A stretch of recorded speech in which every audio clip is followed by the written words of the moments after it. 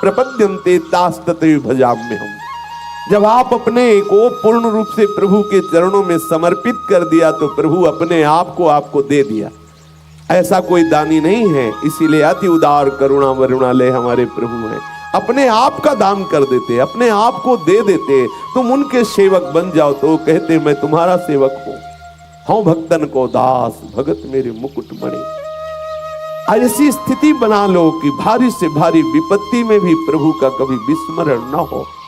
जो दुख सुख में प्रभु को कभी छोड़ता नहीं, कभी विस्मरण नहीं करता, तो प्रभु उसको कभी नहीं छोड़ते। और जब प्रभु हमारे हृदय में आ गए तो कौन सा दुख सुख स्पर्श कर पावेगा, क्योंकि आनंद समुद्र प्रभु है। जैसे क्षीर समुद्र में 2-4 ट्रक खटाई डाल दो तो फटने वाला थोड़ी है। 2-4 ट्रक और एक ड्रम में एक बूंद खटाई डाल दो तो फट जाएगा। प्रभु आनंद समुद्र है। आनंद समुद्र हृदय में आ गया तो पूरा विश्व खिलाफ हो जाए और सब प्रतिकूलता, निंदा, दुख एक साथ टूट पड़े तो भी उस भक्त के हृदय में तनिक भी क्षोभ नहीं होगा। शास्त्रों में वर्णन आता है, महाप्रलयंकारी स्थिति में भी भक्त प्रसन्न रहता है। क्यों? क्योंकि हृदय में आनंद समुद्र। जैसे क्षीर समुद्र में कितनी भी खटाई डाल दो फटने वाला नहीं, ऐसे ही आनंद समुद्र कितना भी दुख आ जाए वहां कुछ बिगड़ने वाला नहीं। पर स्मरण के द्वारा आनंद समुद्र प्रभु को हृदय में विराजमान करो, जागृत करो। वो पर्दा लगाए हुए सुप्त अवस्था में है। थोड़ा नाम कीर्तन भगवत भक्ति करके पर्दा हटाओ और देखो जहां प्रभु प्रकाशित हुए आनंद ही आनंद। बिना उनके प्रकाशित हुए आप दुख सुख के इस थपेड़े से नहीं बच सकते। ये दुख सुख हमारे मन को ऐसे बांधे हुए हैं, जरा सी प्रतिकूलता में हम खिन्न हो जाते हैं, भगवत स्मरण छूट जाता है। क्या हमारी भक्ति अभी रंग लाई है? हरिराम व्यास जी कह रहे हैं, दुख सुख जब लगी भक्ति न तब लगी, यह भागवत बतावे। शास्त्र ऐसा कहते हैं, जब तक दुख सुख का प्रभाव तुम्हारे मन में पड़ रहा है विशुद्ध भक्ति नहीं है। विशुद्ध भक्ति का प्रभाव है कि कोई भी सुख दुख का वेग आपके हृदय को छू नहीं पाएगा। अध्यात्म नित्या विनिवृत्त कामा द्वंद्व विमुक्ता सुख दुख संगई। सुख दुख का कोई प्रभाव उसके हृदय में नहीं पड़ेगा। देखो अपने लोगों की स्थिति क्या ऐसी भक्ति में है कि हमें सम्मान प्रिय न लगे, अपमान अप्रिय न लगे, कोई भी अनुकूल परिस्थिति में हर्ष ना हो, प्रतिकूल परिस्थिति में शोक ना हो, ना कुछ सुखद रह गया है ना कुछ दुखद रह गया है, सदैव आनंद ही आनंद। सदा भक्तों के हृदय में आनंद रहता है। क्या अपने हृदय में ऐसी स्थिति है? नहीं है तो बेचैन हो जाइए ऐसी स्थिति प्राप्त करने के लिए। और उसका उपाय है संतों का संग करके निरंतर भगवत स्मृति जागृत करना। एकमात्र भगवत स्मृति जागृत, सब कुछ हो जाएगा। तुम्हें अन्य चिंता बिल्कुल नहीं करनी। इसीलिए आज के सत्संग में सबसे पहले वर्णन हुआ, सबला भक्ति का आश्रय लिए हो। भक्ति पुष्ट होती है हरि स्मरण से। आप हरि स्मरण पर ध्यान दीजिए, सारी स्थितियां आपकी जागृत हो जाएंगी। एक जगह पढ़ा कि जितने सुदर्शन, जय विजय, नंद सुनंद आदि ये दिव्य सर्व सामर्थ्यशाली भगवत पार्षद हैं, जिसके मुख से निरंतर नाम चलता रहता है, ये सदैव उसके अंग में विराजमान रहते हैं। जितने भगवत पार्षद हैं उस नाम जापक के अंग में विराजमान रहते हैं। जितनी दिव्य शक्तियां हैं सब उसकी सुरक्षा में रहती हैं, जो हरि का सदैव नाम स्मरण करता रहता है। भक्ति की परिपक्वता दिखाने के लिए, जगत में अपने भक्त की महिमा प्रकाशित करने के लिए प्रभु कोई लीला करे, वो बात अलग है। नहीं, जिसके मुख में नाम चलता है, बड़ा आनंद मिला इस बात पढ़ करके कि जितने भी भगवत पार्षद है वो सब उसके अंग में विराजमान। इसीलिए भक्तों को दिव्य चिदानंद शरीर वाला कहा जाता है। दिव्य सब भगवत पार्षद उसके शरीर में प्रकाशित हो जाते हैं। दिव्य शक्तियां उसकी रक्षा में रहती है, जो सदैव भगवत स्मरण परायण रहता है। सब वैभव ज्ञान का, वैराग्य का उसके हृदय में जागृत हो जाता। आप केवल एक बात पकड़िए, हमें सबला भक्ति का प्रकाश अपने हृदय में करना है। महाबलशाली भक्ति जिसके अधीन प्रभु है। प्रभु को भक्ताधीन कहा गया है। अहम भक्त पराधीन हो। देखो कितनी सबल है भक्ति, कितनी सबल है। कभी कहीं ऐसा लिखा मिला हो आज तक किसी शास्त्र में कि मैं ज्ञानी के अधीन हूं? कहीं लिखा मिला हो तो मैं बताना। जो बोध संपन्न, आत्म संपन्न, आत्म भाव को प्राप्त हुए ज्ञानी जन है, उनको प्रभु ने अपनी आत्मा कहा है। इतना प्रिय है आत्मस्वरूप। लेकिन अधीन नहीं कहा। और भक्तों को प्रभु ने क्या कहा? अहम भक्त पराधीन हूं, मैं भक्तों के अधीन हूं। क्योंकि सबला भक्ति प्रभु को अधीन कर, जब प्रभु अधीन हो गए तो कौन सा सूत्र, कौन से ऐसी देवी संपदा, कौन से ऐसे सद्गुण, कौन से ऐसी दिव्य शक्तियां हैं जो भक्त के अधीन ना हो। और भक्ति पुष्ट होती है अखंड स्मृति से। अखंड स्मृति, हम अखंड स्मृति नहीं कर पा रहे, इसलिए उसको हम अभ्यास में बांट देते हैं। इतनी देर नाम कीर्तन, इतनी देर अमुक अमुक, ऐसे करके पूरे समय को ऐसी नियमावली में बांध देते हैं जहां एक क्षण भी हमें प्रभु के विलग कोई ऐसी क्रिया, कोई ऐसे बोलना, कोई ऐसी चेष्टा, कोई ऐसा चिंतन न रह जाए। तभी भक्ति का प्रादुर्भाव होता है। कोई भी सुख दुख विचलित नहीं कर सकता, क्योंकि है ही नहीं। स्वाप्निक सुख दुख की सत्ता नहीं है। इसे जो हम सत्य माने हुए हैं, ये हमारे ऊपर प्रभाव डाल रहा है। जिस दिन ऐसा मान लोगे कि इसकी सत्ता ही नहीं, प्रभाव बिल्कुल नहीं होगा, सच्ची मानिए। जब हम किसी वस्तु को सत्य मानकर उसको उठाते हैं तो सुख होता है। जब मान लेते हैं झूठी है, ये व्यर्थ है, ये नकली है, उसी समय छोड़ देते हैं। ये सारा संसार नकली है, जिसे हम सुख मानकर भोग रहे हैं। अनंत जन्म हो गए भोगते भोगते, अगर असली होता तो स्वाद मिल जाता। आज तक कोई अनुभव नहीं। वही बस भोगने की लालसा, बार बार भोगने की। कब तक भोगते रहेंगे? प्रहलाद जी कह रहे हैं, चबाए हुए को चबा रहे हैं, भोगे हुए को भोग रहे हैं, पीसे हुए को पीस रहे हैं। महाराज, आपकी कृपा के बिना कैसी दुर्दशा जीव की है। सावधान हो जाइए। दुख सुख का ये अनुभव करने वाला मन जब तक सावई मना कृष्ण पदारविंदयो, तब तक बचत होने वाली नहीं। इस संसार चक्र के पिसने से हम बच नहीं सकते। हमारा मन तदाकार हो जाए, सच्ची बात मान लीजिए। और बहुत सरस है भक्ति, ज्यादा प्रयास करने की आवश्यकता नहीं है, क्योंकि इसमें प्रभु का सहयोग होता है। इसमें प्रभु कृपा करके वैष्णव स्वरूप से, संत स्वरूप से, गुरुदेव स्वरूप से हाथ पकड़ लेते हैं। तेसा महम समुद्धरता मृत्यु संसार सागरात। और ज्ञान में स्वयं चलना होता है। अगर चूक गए तो गिरे। ज्ञान का पंथ कृपान के धारा, परत खगेश लगे नहीं बारा। और यहां करो सदा तिनके रखवारी, जिम बालक राखे महतारी। भागवत में एकादश स्कंद में योगेश्वर जन कह रहे हैं, आंख मूंद के दौड़े तो भी नहीं गिरेगा, क्यों? हरि पकड़े रहते हैं। आंख मूंद के दौड़ने पर भी भ्रष्ट होने के चांस नहीं। और भागवत में ही ब्रह्मा जी कह रहे हैं, मैंने देखा है बड़ी बड़ी ऊंची स्थितियों को प्राप्त को भ्रष्ट होते हुए। ब्रह्मा जी कह रहे हैं, ब्रह्म स्तुति में कह रहे, मैंने देखा है उनको जो अपने ज्ञान के अभिमान में उनको गिरते हुए देखा है। इसलिए प्रभु की भक्ति का आश्रय, भक्ति का स्वरूप है निरंतर सुमिरन। हरिराम ब्यास जी कह रहे, दुख सुख जब लगी भक्ति न तब लगी, यह भागवत बतावे। जब तक दुख सुख के तुम भोक्ता बने हुए हो, तब तक तुम्हारे हृदय में विशुद्ध भक्ति जागृत नहीं हुई। विशुद्ध भक्ति जागृत हो जाएगी तो दुख सुख का कोई भी प्रभाव आपके हृदय में नहीं पड़ेगा। एक भक्त के चरित्र को पढ़ा, वो अपने जप संख्या में बैठे हुए थे। कुछ भक्तों के नियम होते हैं, ठाकुर की इतनी दंडवत करनी है, ठाकुर का इतना नाम जप करना है, इतनी परिक्रमा करनी है, इतना पाठ सुनाना है, वो एक नियम होता है। तो वो जप नियम में बैठे हुए थे। एक ही पुत्र था, सूचना मिली कि पुत्र पधार गया है। तो उनका पधार तो गया ही है, अब हम जप में हैं, पूरा जप हो जाए तब कोई फर्क नहीं। जब पूरा जप हुआ, आराम से उठे, नाम कीर्तन करते हुए अंतिम संस्कार किया। लोगों ने कहा कि आपको रोना नहीं आ रहा? बोले क्यों रोना आवे? रोना तब आता है जब अपनी कोई वस्तु जाए। अरे वो प्रभु का था, प्रभु जितने समय के लिए सेवा के लिए भेजे थे उतने समय के लिए आया, फिर गया प्रभु के पास। हमें क्यों रोना? वो हमारा होता तो रोते, वो तो प्रभु का है। ये भक्ति होने के कारण दुख सुख का कोई प्रभाव नहीं पड़ता। सच्ची मान लीजिए, भारी से भारी दुख भी उसके लिए आनंद का विषय होता है, क्योंकि दुख सुख का भोक्ता मन प्रभु के चरणों में लगा होता है। यदि हमें दुख सुख व्याप रहा है तो अभी विशुद्ध भक्ति नहीं आई। ये हृदय में देख लीजिए।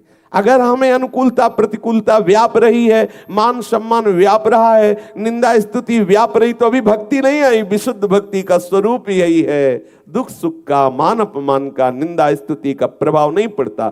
सेवक जी ने कहा, शत्रु मित्र सम जानी, मान मान अपमान सम, दुख सुख लाभ न हानि, यह जो कृपा हरिवंश की। आचार्य कृपा, गुरु कृपा, इष्ट कृपा का ऐसा प्रकाश हृदय में, उपासक के हृदय में, वो प्रकाश भक्ति ही है। जहां ना कोई शत्रु है, न मित्र है, न मान है, न अपमान है, न दुख है, न सुख है, न लाभ है, न हानि है। सोचो कितना आनंद का विषय है। जहां न लाभ है, न हानि है, न मान है, न अपमान है, न सुख है, न दुख है, न हर्ष है, न शोक है, न जन्म है, न मृत्यु है। ऐसा इस शरीर में रहते हुए ऐसा वो विदेह हो जाता है। जीवित इस शरीर में रहते हुए वो जीवन मुक्त हो जाता है। भक्त को ये परवाह नहीं होती कि मरने के बाद भगवान मिलेंगे, मरने के बाद कोई परम पद मिलेगा। जीते जी वो परम पद में है, जीते जी वो जीवन मुक्त है। आपका सतत स्मरण चलने लगे, फिर आप देखना आपको कैसा अनुभव होता है। मृत्यु खिलौना लगने लगेगी, कोई भी दुख आपको परास्त नहीं कर पाएगा। तब तक आप सहते हुए आगे बढ़ो। जो भी परिस्थिति आ रही, बार बार नाम स्मरण, सतत स्मरण हमारा खास बात है, हमारा प्रधान साधन है। सतत स्मरण, सतत स्मरण। किसी भी स्थिति में एक क्षण के लिए भी, देवर्षि नारद जी कहते, आधा क्षण भी नाम न छूटना चाहिए, भगवत स्मरण न छूटना चाहिए। तब आप ऐसी स्थिति को प्राप्त होंगे जहां कोई दुख सुख आपको हिला नहीं सकता। दुख सुख झूठो संतत साचो, हरि हरि जन मुहि भावे।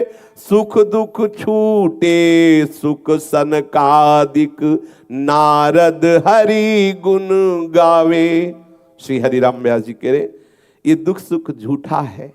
जैसे स्वप्न का दुख सुख, जब जगे तो दोनों झूठे थे। जैसे स्वप्न में कोई मित्र बना कोई शत्रु बना, लेकिन जगे तो हम अकेले थे, कोई नहीं था। ऐसे ही ये जागृत अवस्था में जो आप देख रहे हो, ये मोह निद्रा में तुम अनेक प्रकार के संकल्प रूपी स्वप्न देख रहे हो। मोह निशा सब सोवनिहारा, देखे स्वप्न अनेक प्रकारा। यही जग जामिन जागे जोगी, परमार्थी प्रपंच भी होगी। ये जैसी हरिवंश प्रपंच विषय रस मोह के, ये मोह के कारण संसार में सुख दुख का अनुभव हो रहा है। अज्ञान अविद्या, मोह गए बिनु राम पद होई न दृढ़ अनुराग। जब तक ये मोह नहीं जाएगा तब तक विशुद्ध भक्ति नहीं। विशुद्ध भक्ति तो कोई मोह नहीं, अर्थात कोई भी राग नहीं, कोई भी द्वेष नहीं, कोई भी प्रियता नहीं, कोई अप्रियता नहीं, कोई सुख नहीं, कोई दुख नहीं, केवल प्रीतम ही प्रीतम। कितना आनंद का विषय। श्री सुखदेव जी, श्री नारद जी, श्री सनकादि जी, ये सब दुख सुख से छूटे हुए महापुरुष हैं और हमारे प्रभु का जस गान निरंतर करते रहते हैं। उपाय भी बताया, बोले दुख सुख छूटे हुए सुखदेव जी, नारद जी, सनकादि जी हैं जो निरंतर हरियस गाते रहते हैं। ये उपाय है, निरंतर उनका नाम, उनकी रूप, उनकी लीला, उनके चिंतन में मगन रहना। दुख सुख की स्थिति से ऊपर उठ जाना, दुविधा से ऊपर उठ जाना, भगवदाकार वृत्ति हो जाना, बड़ा रसमय विषय है। एक बात पकड़ लो, मुझे छोड़ना नहीं प्रभु को।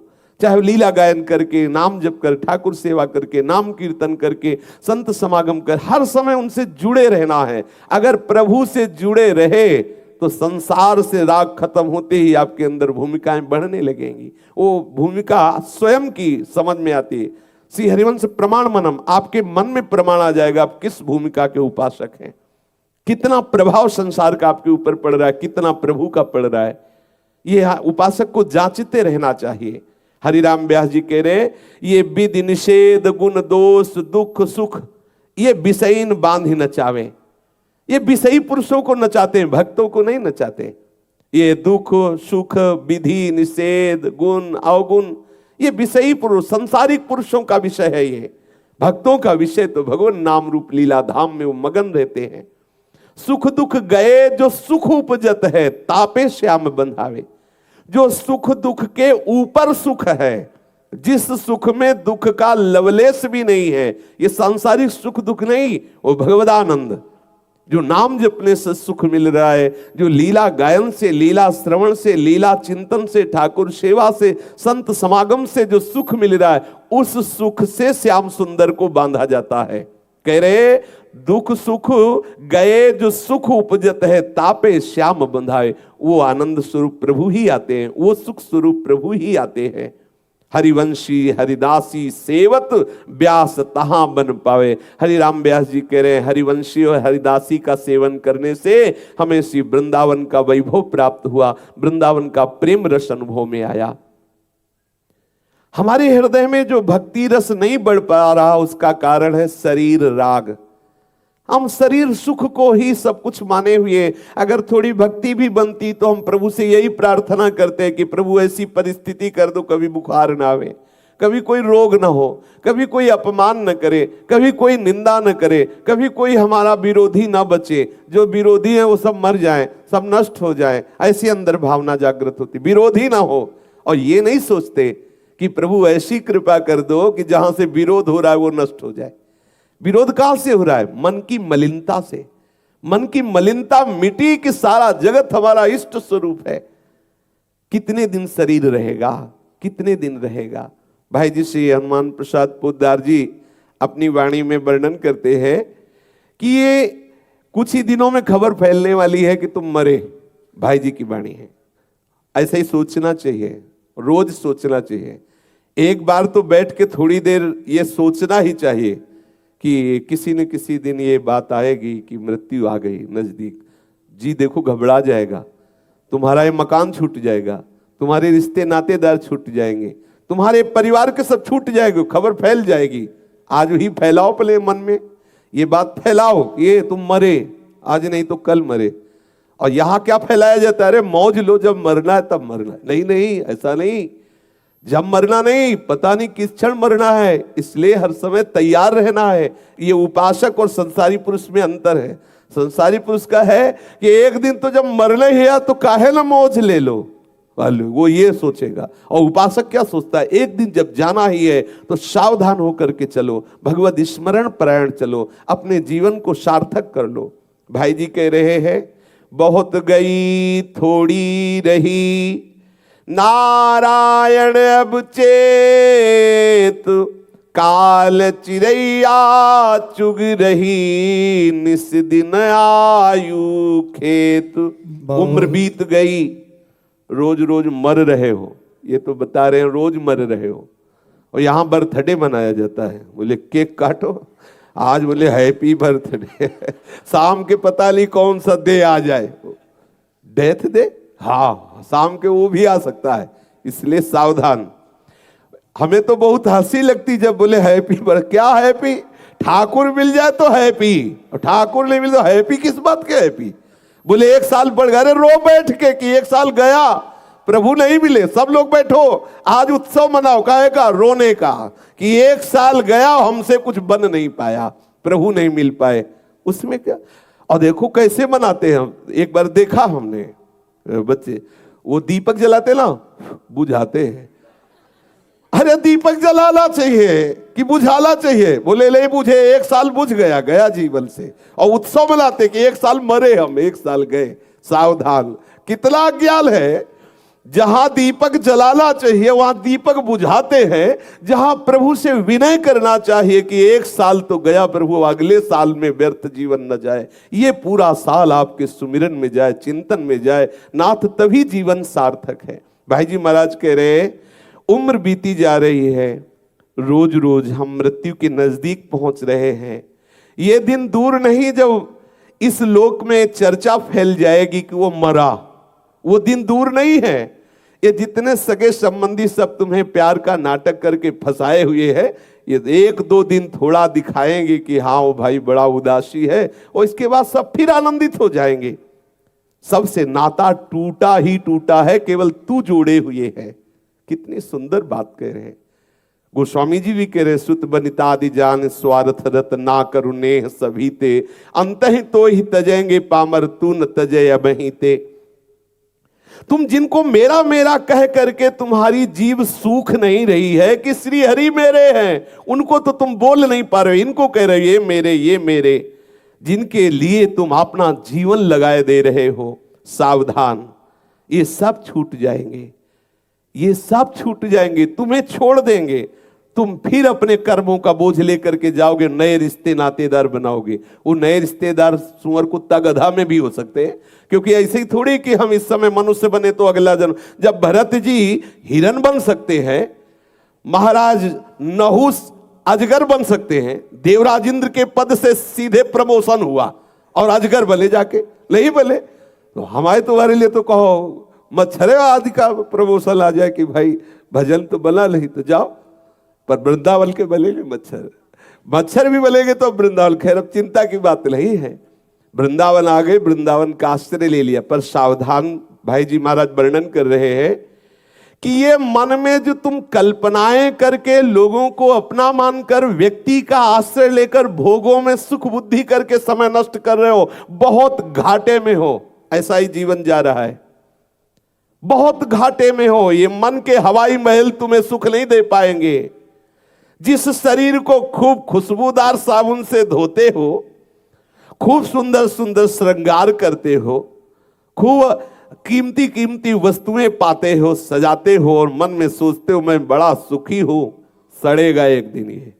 ध्यान करो, जहां इससे हंस उड़ा इसे आग में जला दिया जाएगा, मिट्टी में गाड़ दिया जाएगा तो कीड़े हो जाएंगे, यदि फेंक दिया जाएगा तो जानवर खा जाएंगे। इसका परिणाम यही होना, या तो राख बनेगा या तो मिट्टी बनेगा, बिष्ठा बनेगा। इसलिए सावधान, इस शरीर को ज्यादा दुलार मत करो। इसी के राग से तुम दुर्गति को प्राप्त हो। जितने भी कल्प व्यतीत हो गए इसी के राग से हुए हैं। इसके राग को छोड़ दो तो भगवदानंद की तरफ बढ़ जाओगे।